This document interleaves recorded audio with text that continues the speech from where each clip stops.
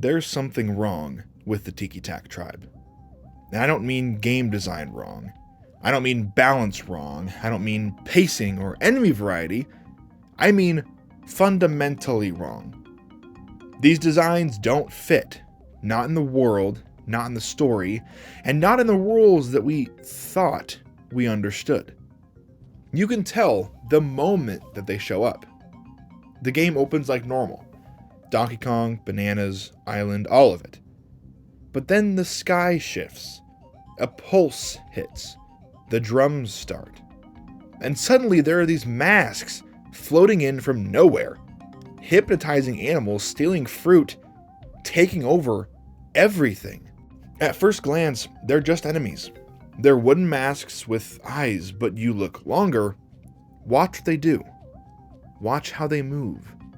Watch what happens after you beat a boss. This isn't a cartoon villain group. This is something much, much older. Something structured. Something ritualistic. It's not a gang. It's not a tribe. It's a cult. A cult that came from possibly somewhere else. With a plan that no one understands and methods that make no sense until you look closer. So we're going to look closer right now. Don't forget to like and subscribe. This is a deep dive into the Tiki Tak tribe. Their structure, their methods, their god, their weapons, their silence, their music, their disappearance, everything. The contradictions, the patterns, the pieces that nobody put together because they were too busy jumping barrels. Let's talk about the real threat in Donkey Kong Country Returns and why it never left. Let's start with the obvious. The Tikis aren't alive. They're carved. They're hollow. There's quite literally nothing behind those eyes. They don't walk. They don't breathe. They float. They pulse. They hum. They move like marionettes with no strings. When you fight a boss, one of the big animals, you don't just win. A Tiki leaves the corpse. It shoots out, spiraling, twitching, and disappears into smoke. It wasn't a partnership. It was possession. These animals weren't allies of the Tikis. They were tools, shells, vehicles. The game never calls it possession, but that's exactly what it is. The Tikis invade, they override, and they pilot. It's not an attack force, it's parasitic control. So what are the Tikis then? Are they spirits? Machines? Puppets? That doesn't matter. The effect is the same. They hijack biology. They take minds. They rewrite set behaviors. That's their entire strategy here. Take control, hide behind the host, and operate unseen. And that's not military thinking either. That's cult logic. Look at how the Tikis operate. Every Tiki is an instrument. There's a drum, there's a maraca, a xylophone, a gong, a sitar. Even the final boss is a giant set of clapping wooden hands. They don't fight with weapons. They fight with rhythm. And that's not an aesthetic choice, that's doctrine. Sound is their tool of control. Hypnosis by music. You see it in every single boss fight. The Tiki enters. The music starts. The animal's host's eyes spiral. It's not an ambush that you're witnessing. It's a ritual. The music isn't background. It's active force. It's how they spread control. A Tiki drumbeat is more than a soundtrack. It is a programming signal that will take over your genetic makeup and make you do whatever they need you to do. And that is what makes them much more threatening than a standard platforming enemy. The Tikis are converting. There's structure behind their attacks. There's always structure in a cult like this. Each Tiki has a specific role. The low rank ones are small percussion instruments, support, surveillance, shock troops. The mid-tier Tikis are rhythm-based projectors. They initiate the trance. They lead the rituals. And then there's the boss class Tikis, the instruments behind the animal hosts. And each one represents a step up the pyramid. And at the top sits my man, Tiki Tong, the god figure, the center of the hive, the rhythm engine. Tiki Tong doesn't speak. He doesn't move normally. He doesn't show emotion. He's a mask and 2 wooden hands stitched from the bodies of the animals that you've already fought. It's not symbolic. It's practical. He literally uses their corpses as weapons. He doesn't scream. He doesn't roar. He claps. That's his attack. He claps. And that's what this cult worships. Rhythm as control. Music as power. Sound as law. So where did they come from? Obviously the game never tells you. There's no lore dump, no origin story, no legends, no myth. They just arrive. But if you look at the ruins, the architecture, the symbols, the temples, you start to see patterns. These structures don't match the rest of the island. They're older. They're too clean, too foreign. They don't look overgrown. They look preserved. But by what? And nobody in the world seems to recognize them. That's the key here. The other animals don't act like the Tikis returned. They act like they've never seen anything like this before. Which means the Tikis aren't ancient island spirits. They're external, from somewhere else, buried or banished.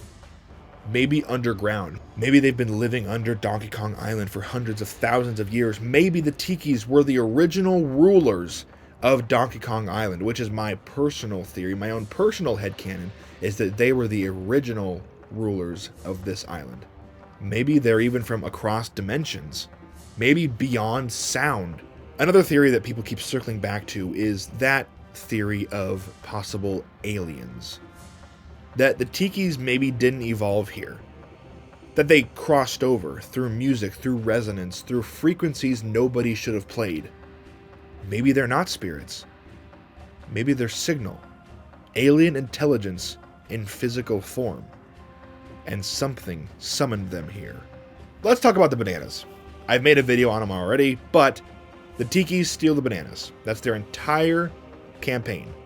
They don't burn villages. They don't build fortresses. They hoard bananas. Mountains of them. And they don't eat them. They have no mouths. So what are they doing?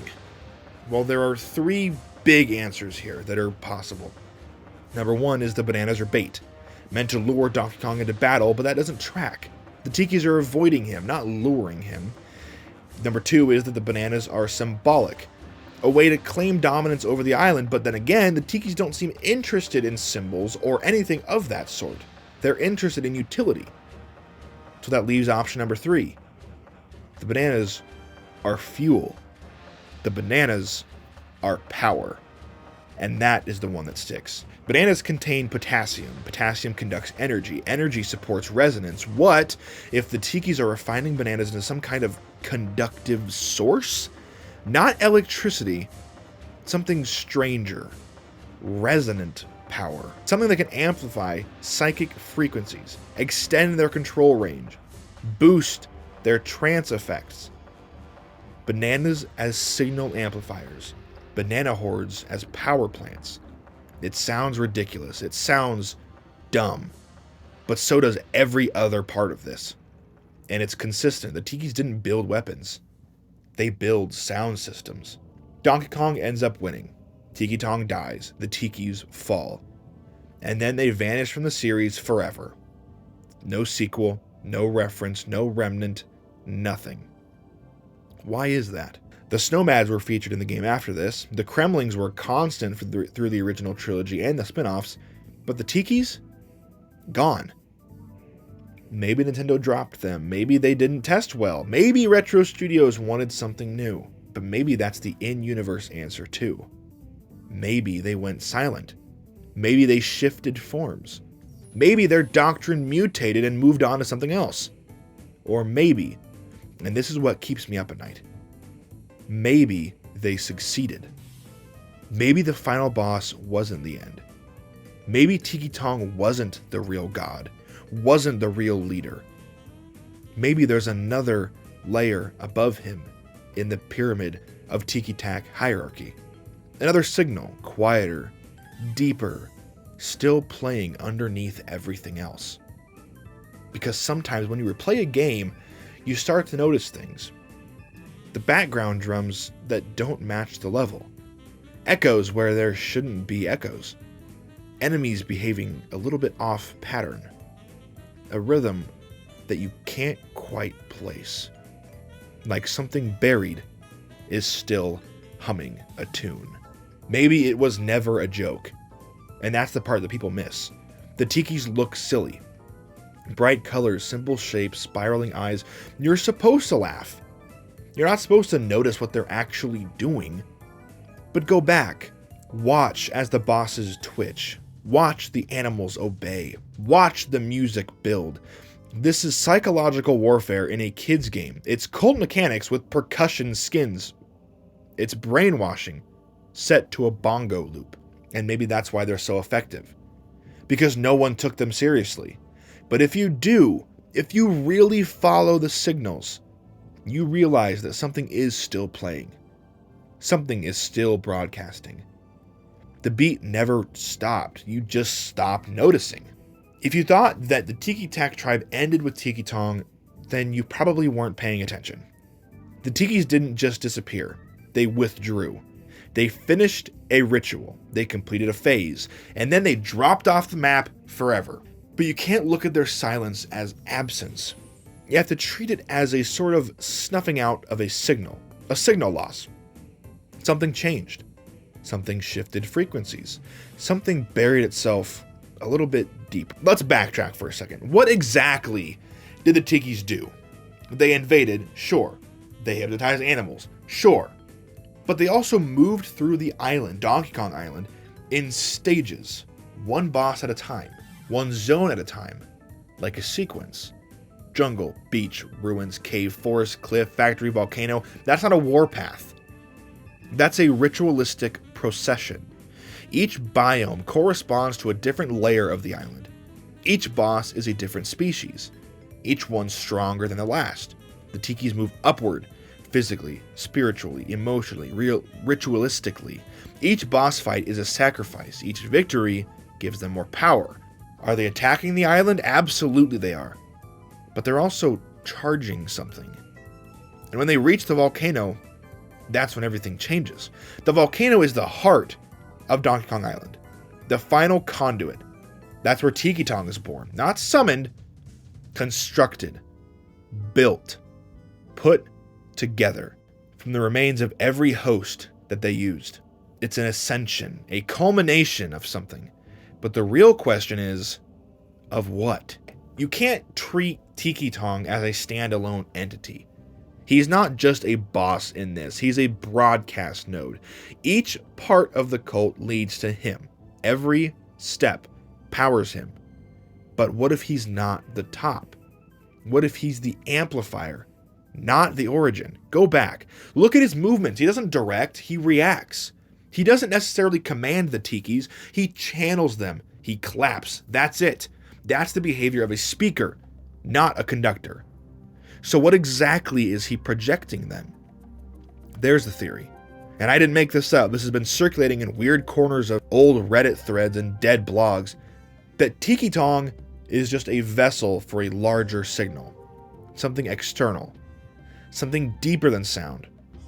A raw consciousness, a presence broadcasting from outside the island using the cult as a medium.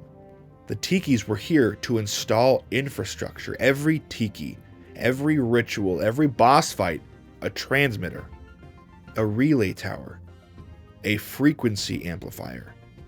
And when Tiki Tong was built, the signal finally had a voice. Briefly. Just long enough to say something we couldn't hear. And then it all went dark. Let's touch on the eyes for a second. Here's something no one talks about. No one talks about the eyes.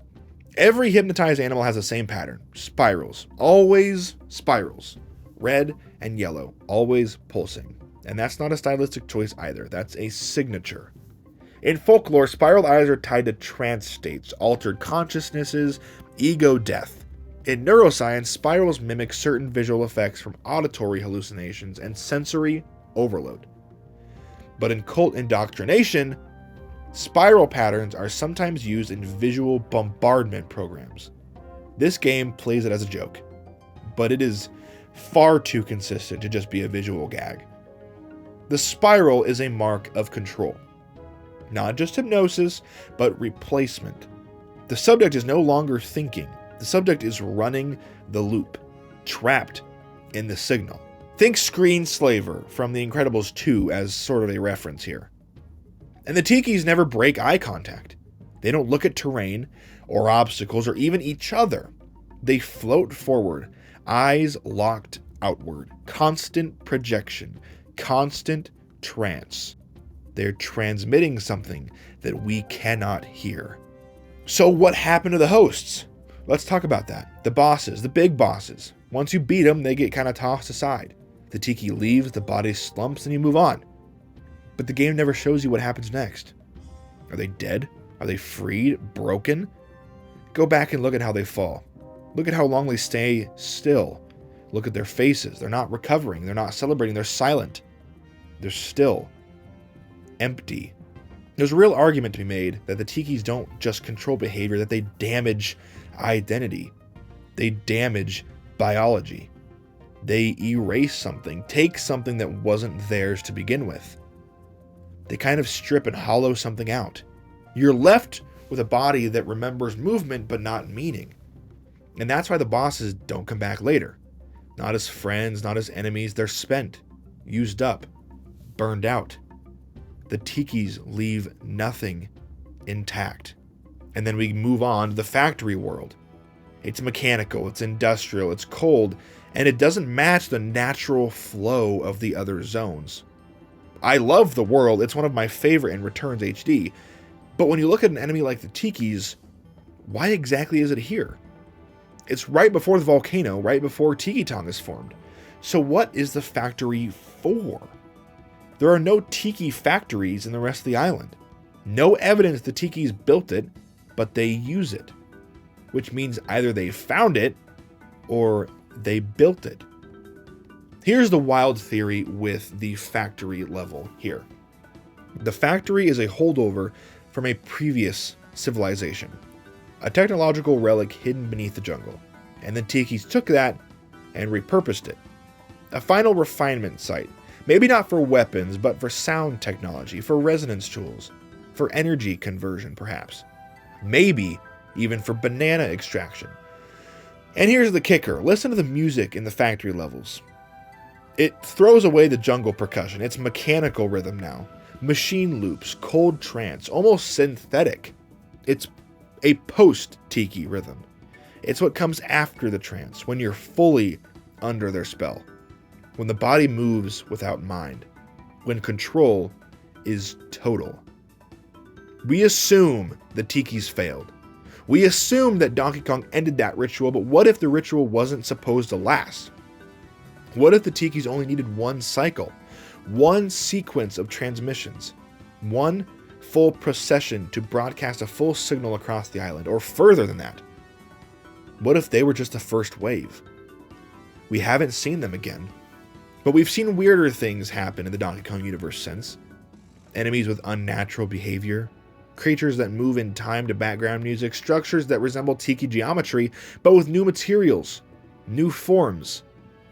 What if the cult didn't die? What if it just evolved? It's not that the Tikis were creepy in the game. It's that they never broke character. They didn't speak. They didn't flinch. They didn't emote. They didn't explain themselves. They operated like machinery, but they weren't mechanical. They operated like spirits, but they weren't organic. They operated like a broadcast signal, but there was no source. And that's the fear. That's what lingers. Not what they did, but how they did it. The stillness, the silence, the rhythm. They never made demands. They never issued threats, and they never claimed a cause. They just played the song, and everything followed. That is the Tiki Tak tribe. Not an enemy faction, not a villain squad, a signal, a doctrine, a system of control that's designed as rhythm. They didn't fail. They just went quiet. And if you are laying in bed tonight and you hear drums, don't follow them. They're already inside.